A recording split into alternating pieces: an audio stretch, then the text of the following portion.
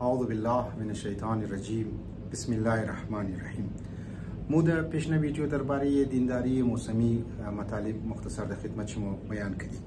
امروز میخوایم دویمه قسم دینداری که اونم دینداری فردی و دینداری شخصی، یعنی دین را در ذات خود محدود مونه، دین را در فرد خود محدود مونه. مثلا شما دیدین در منی مشهد که رفتین خواجه ربیع بسیار از افراد ها مورد زیارت هم مونن.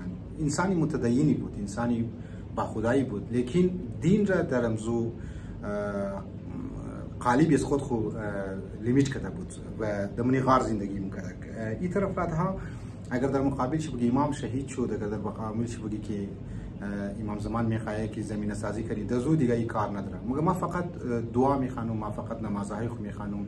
اگر بگی مفاتیح الجنان را فلان دعا در کجا هست، حتی فلان صفحه شیر مگه چاپ شیر مگه نی دنزی چاپخانه یعنی کمپانی چاپ کرده مثلا تمام دعاها را کسته خبر داره. لیکن در دنیا ظلم اگر مشه، در دنیا اگر در اطراف شی اگر بی‌حیایی رواج پیدا کرده، اگر جوانها در خراب شده رایست دین را در مردم نابود کرده، دزیم ما دیگه کار ندارم.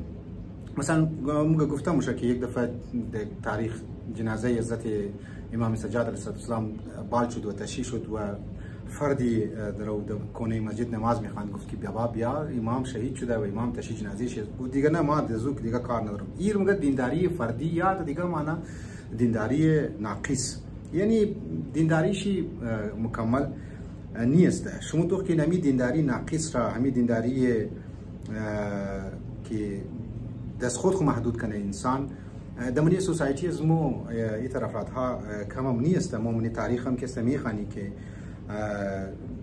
بسیاری از این افراد هایی که به ظاهر خود عارف میگفتن یا علم عرفان را که پیش میکردن، که امروز هم مومن گانی در اطراف های خو عرفان کاذب را یا عرفان دکانداری واس کرده از نگاه از مثلا گواهی خوب و گواهی بسیار عجیب و غریب و روایات اینا را موگه. لیکن که در منی سوسایتیشی درو بیراروی درو زیاد شده، یا در سوسایتیشی غربت درو زیاد شده، یا در سوسایتیشی اگر بدبختی درو زیاد شده، در غم از اونا دیگه نیست.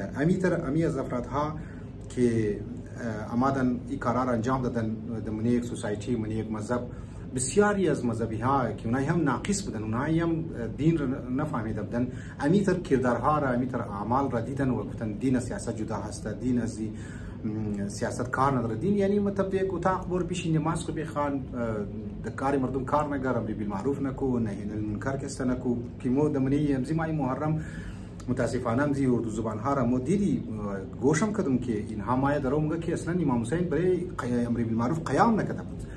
یعنی در تحریک امام حسین اصلا امر بالمعروف اصلا رکن ایش نبود، در حالی که اگر کم در انسان دقت کنه تو مونه که یارمی تحریک امام حسین علیه السلام خودش امر بالمعروف بود، خود عملی امر بالمعروف بود، خود تحریک امام حسین علیه السلام نماد سیاست کسته بود.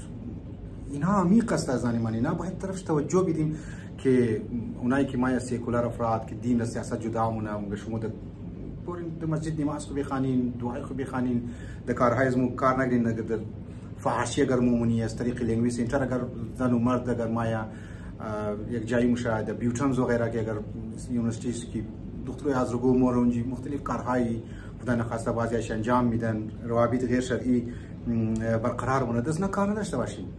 یعنی شما دزی کارها چی کار دارین؟ لذا امی کردارها را در منی سوسایتی خمو امروز در لباده بعضی از دیندارها مومن گرنی که دین را فقط امده امو چارچوب شده در منی ذات از خود خو اپلای کرده. امیتر گفته که در جنگ جمل خدمت امام علی علیه السلام آمد حارث بن حوت یا سعید بن مالک عبدالله بن عمر، اینها آمدن از امام عذرخواهی کردن که ما نمیخوای در زیر رکاب استو جنگ کنی، نمیخوای ما در زیر رکاب استو خلاف معاویه لعنت الله علیه استاده شدیم و متوجه نشدن که امام که در قیام قیام امام علی علیه السلام در جنگ جمل خلاف مثلا بعضی از او زمان که خلاف خلیفه وقت بال شدن مانند طلحه و زبیر و انسان ها، اینها از من مطلب را درک نکرده بودن. امو گهرایی معرفت امام حسین ببخشید امام علی علیه السلام نرسیده بودن که امام درو بیا باین اونا درو عذر خواهی مونه. امروز من سوسایتی از مو من این مسئله بسیار مسئله مهم است.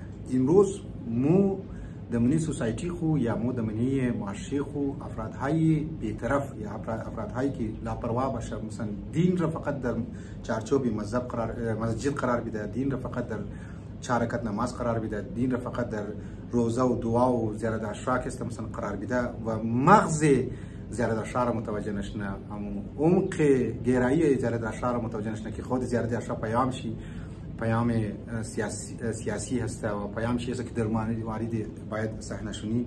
اینها در نظر از من دین ضربه زدن، اونایی که دین را در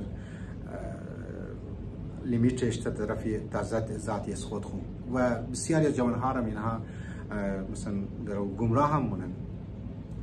لذا از من مو باید طرفش توجه بدیم که مطالب دینی و مطالب اهل بیت علیهم السلام یا تعلیمات اهل بیت علیهم السلام هم در فردی زندگی انسان مربوط است، هم در اجتماعی انسان مربوط است، هم در مسئله خانواده مربوط است، هم در مسئله سیاست مربوط است، هم در مسئله اقتصاد است مربوط است. یا یعنی اینطور بگم که بیانات اهل بیت علیهم السلام در تمام میدان ها و تمام فیلدز اینها بزرگواران دن مطالب را بیان کردن. خب مو شمو سستی مونی، حتی علما سستی مونه که مثلا دین را که در شخص انسان محدود مونه. پروردگار الهی مو شمور توفیق بده که دین را از شخصی از خود خوب برکده در سوسایتی هم بگیری. والسلام علیکم و رحمت الله و برکاته.